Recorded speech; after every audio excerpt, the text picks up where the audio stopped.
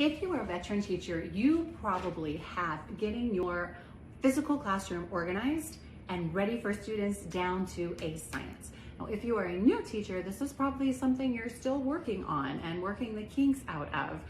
And I'm gonna tell you, it's probably gonna take a couple of years before you really have your systems down to set your physical classroom up for success. Now, the good news is, when it comes to the physical classroom, there are about a bazillion books out there that can help you get your physical classroom organized. You also have a school full of resources. You've got teachers who have been teaching for several years that you can turn to for help and advice to setting your classroom up for success. When it comes to teaching online, however, it's a whole different story. Now, the playing field is even. Veteran teachers and new teachers, this is new world. It's all new territory for you. So I want to give you a few tips and a few tricks that they probably didn't teach you when you were in college, because they didn't know, then you didn't know that you were going to be teaching online. How many of you are already feeling discouraged with online teaching? I know I've talked to a lot of teachers recently who have said that they feel like they're working harder than they've ever worked before in this virtual environment. And a lot of that is because it's new. If you are a veteran teacher or you're in your second or third year, think back to that first year.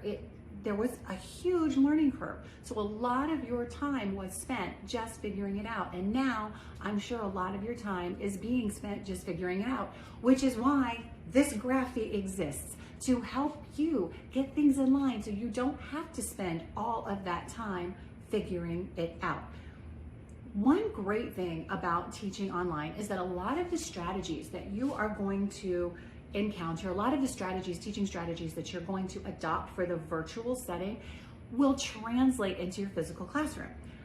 You're going to probably find that when you return to your physical classroom, a lot of your teaching style, a lot of your strategies have changed.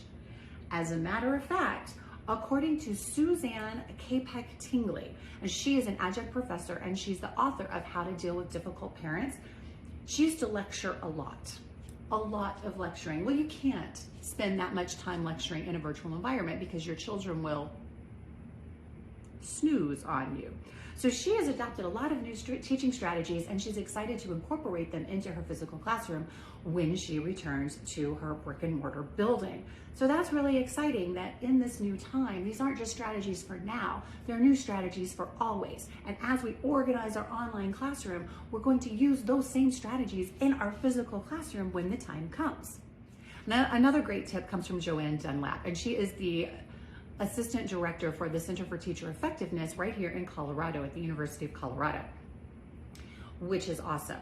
And she says that the key to teaching online is basically to adopt the strategies you are using in your traditional classroom, know what you're going to teach, and then layer your technology on top of that content. So knowing what you're going to teach, backwards design basically, and then plugging in the technology pieces on top of that to engage your students. And we're absolutely going to talk about backward design in this segment. Oh, isn't that awesome? Now, as you get started with online teaching, well, you've already started, but as we continue with online teaching, one thing I want you to really keep in mind is, first and foremost, the first thing we want to do, the last thing we want to do, is keep our students engaged. Everything we're going to talk about in this section, organizing your classroom for success, hello, chapter 3, is going to be built around student engagement. We have a whole nother chapter on student engagement, that's chapter 4. But right now, I want us to get organized so that we can capture those students, keep them organized, and not waste our time dilly-dallying around trying to figure it out. This chapter is about figuring it out.